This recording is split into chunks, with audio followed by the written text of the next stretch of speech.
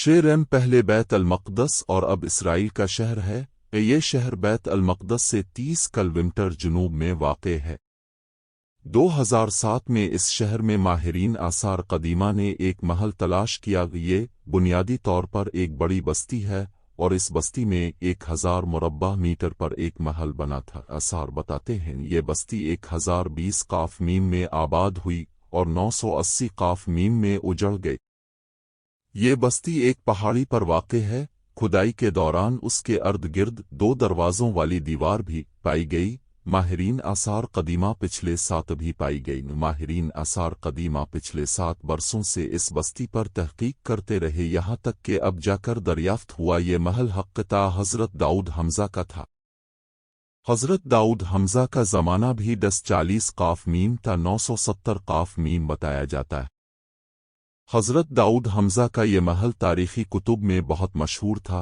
उसके वाक़यात और उसकी शान व शौकत के बारे में तारीख़ के सफ़हात भरे हैं, लेकिन इसके बावजूद दुनिया इसे मानने पर तैयार नहीं थी। ताहम माहिरीन की इस दरियाफ्त ने आसमानी कुतुब और तारीख़ को सच्चा साबित कर दिखाया। हज़रत दियाद को ये महल कैसे मिला, ये बहुत ही खूबसूरत वाक़या है। यरूशलेम से 10 मील दूर जुनूब की समत वाक़े बैत अल-लहम में ईशा नामी एक शख्स रहता था जो भेड़ बकरियां चुराता था। इसके 8 बेटे थे और उसके सबसे छोटे बेटे का नाम दाऊद था। ये बच्चा बचपन ही से अपनी खूबियों और सलाहियतों की बदौलत पूरे इलाके में पसंदीदा नज़रों से देखा जाता था। उसकी शख्सियत इतनी मशहूर कुन थी कि जो भी इसे देखता इससे मुतासिर हुए बगैर न रहता। रंग सुर्ख व सफ़ेद था और खदोखाल हुसैन। गुफ्तगू में सलीका और एहतराम था। कदपिस्ता, आंखों में भूरअपन और सर के एक गोशे में गंज था। हज़रत दाऊद यहूदा की नस्ल से हैं। शजरा नसब हज़रत यकूब हमज़ा से हज़रत इब्राहीम हमज़ा तक जा पहुँचता है। अब अफ़राहीम हज़रत यूसुफ हमज़ा के बेटे के ख़ानदान में वाहिद शख्सियत थे जो बैक वक्त पैगंबर, रसूल, साहिब किताब और बादशाह थे। आपको फ़िन खिताबत में मलिका हासिल था। आपका एक एक लफ्ज़ साफ और हिकमत से पर होता था। आप हर वक्त अल्लाह ताला की हम्द व तस्बीह में मशगूल रहते थे। ए ज़बूर की तिलावत इतनी खुश अलहान से करते थे कि परिंदे भी आपका साथ देने लगते थे, जिससे अजब समा बरपा हो जाता और वज्द आफरीन नगमे फ़िज़ा में बखर जाते। यहाँ तक कि ऊंचे ऊंचे पहाड़ भी आपके साथ खुदा की हम्द में शामिल हो जाते। अपने 2 शादियां की। आपकी औलाद मैन हज़रत सुलेमान का नाम सरे फहरिस्त है, जो आपके बाद बनी इसराइल के मशहूर व मरूफ बादशाह और पैगंबर गुजरे हैं। हज़रत सुलेमान हज़रत दाऊद की दूसरी बीवी से थे। आपकी पहली बीवी से अबशालूम नामी बेटा था। हज़रत दाऊद का पेशा ज़रागिरी था। आप लोहे से सिपाहियों के लिए ज़रहें बनाते थे। लोहा आपके हाथों में नरम हो जाता था और इस अमल के लिए आपको भट्टी की ज़रूरत होती थी और न ही किसी हथौड़े की। आपकी बिसत का ज़माना हज़रत मूसा से 500 साल बाद का है और आप हमज़ा से हज़रत ईसा हमज़ा तक 1200 साल से भी ज़ायद गुज़र चुके थे। अल्लाह ताला ने आपको किताब ज़बूर अता की। इब्ने अपनी ज़िंदगी के आखिरी अयाम बैत अल-मक़दस में हैकल की तामीर में गुजारे और इसी दौरान वफ़ात पा गए। हज़रत दाऊद हमज़ा गुलेल चलाने में ख़ास महारत रखते थे। वो हर वक्त अपने साथ एक असा गुलेल और एक थैली रखा करते थे जिसमें पत्थर होते थे। जंगल में शेरों की सवारी करते थे।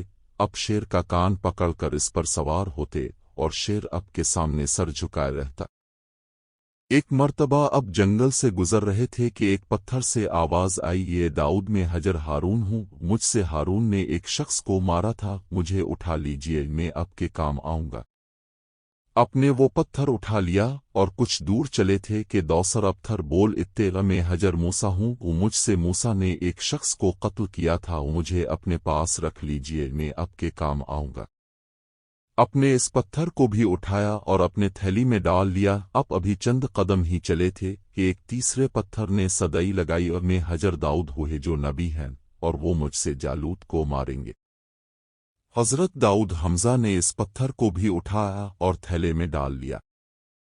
इस वक्त जालूत का पूरे मुल्क में शोहरा था। ये देवहकल जालिम फ़लस्तीनी सरदार था اور موجودہ اسرائیل اور فلسطینی ریاست پر انسانیت کی ناک میں دم کر رکھا تھا۔ وہ بنی اسرائیل سے شدید نفرت کرتا تھا، انہیں تنگ کرتا تھا۔ ریاست کا بادشاہ بھی جالوت کے مظالم سے تنگ تھا اور اس نے اپنے وزیروں اور مشیروں کو بلوایا اور جالوت سے نجات کا طریقہ دریافت کیا۔ ایک معتمد خاص نے آگے بڑھ کر عرض کی، بادشاہ سلامت، میرا خیال ہے سلطنت میں یہ اعلان کروایا جائے جو نوجوان بھی جالوت کو قتل کرے گا بادشاہ سلامت اسے آدھی سلطنت دیں گے۔ بادشاہ کو یہ تجویز پسند آ گئی۔ اس نے منادیوں سے ملک بھر میں اعلانات شروع کروا دیے۔ یہ اعلان حضرت داؤد حمزہ تک بھی پہنچا۔ جو ہی اپنے یہ اعلان سنا آپ کو فوری پتھر یاد آ گیا۔ اب بھاگتے ہوئے منادی کے پاس پہنچے اور اس سے کہا کہ جالوت کو میں قتل کروں گا۔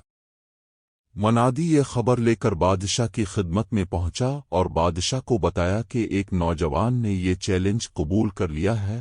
بادشاہ نے فوراً اس نوجوان کو طلب کیا اور ملاقات کے بعد مطمئن ہوا کہ یہی نوجوان جالوت سے ٹکر لے سکے گا۔ حضرت داؤد کے اس چیلنج کے بعد اسرائیلیوں اور فلسطینیوں کے درمیان جنگ کا آغاز ہو گیا۔ اسرائیلی جالوت کی فوج اور جنگی سامان دیکھ کر پریشان ہو گئے اور اپنے بادشاہ سے کہنے لگے ہم آج جنگ میں شریک نہیں ہوں گے۔ اسی اثنا میں حضرت داؤد حمزہ ایک عام سپاہی کی حیثیت سے تالوتی لشکر سے نمودار ہوئے۔ دوسری جانب سے جالوت نکلا جو سر سے پاؤں تک دھات میں لپٹا تھا۔ دونوں ایک دوسرے کے آمنے سامنے کھڑے ایک دوسرے کو دعوت جنگ دے رہے تھے۔ حضرت داؤد حمزہ نے اپنے تھیلے سے غلیل اور پتھر نکالا، پتھر کو غلیل میں پھنسایا اور جالوت کے سر پر دے مارا۔ پتھر کا جالوت کے سر سے ٹکرانا تھا، وہ ریزہ ریزہ ہو کر زمین پر گر گیا۔ یہ منظر دیکھ کر قوم یہود گنگ رہ گئی۔ پھر اسرائیلیوں نے مل کر فلسطینیوں پر حملہ کر دیا اور انہیں مار بھگایا۔ بادشاہ آگے بڑھا اور اس نے اپنے وعدے کے مطابق حضرت داؤد حمزہ کو آدھی سلطنت عطا کی اور اپنی شہزادی انا سے اب کی شادی بھی کر دی، اور یوں حضرت دیاد اس سلطنت کے بادشاہ بن گئے اور یہ محل اب کی قیام گاہ تھی۔ ماہرین آثار قدیمہ نے آج ہزاروں برس بعد حضرت داؤد کے اس محل کو دریافت کر کے دنیا کو ایک پیغام ضرور دیا ہے، اور وہ پیغام یہ ہے کہ دنیا میں موجود ہر شے فانی ہے، سب نے فنا ہونا ہے، سب نے تباہ و برباد ہونا ہے۔ آثار قدیمہ کی دریافت سے ثابت ہو گیا ہزاروں مربع میٹر پر پھیلا اللہ کے ایک نبی کا محل اگر زندہ سلامت نہیں رہ سکتا تو دنیا کے ان چھوٹے چھوٹے حکمرانوں کی حیثیت ہی کیا ہے۔ میں نے جس وقت سے حضرت داؤد حمزہ کے اس محل کی دریافت کے بارے میں پڑھا ہے، میں اس وقت سے سوچ رہا ہوں ہمیں اس محل کی ایک ایک تصویر ان تمام راجوں مہاراجوں کے محلوں میں بھی نصب کر دینی چاہیے جو پاکستان میں خود کو خدا سمجھ بیٹھے۔ اگر آپ کو ہماری ویڈیو اچھی لگی ہو تو ہمارا چینل سبسکرائب کریں۔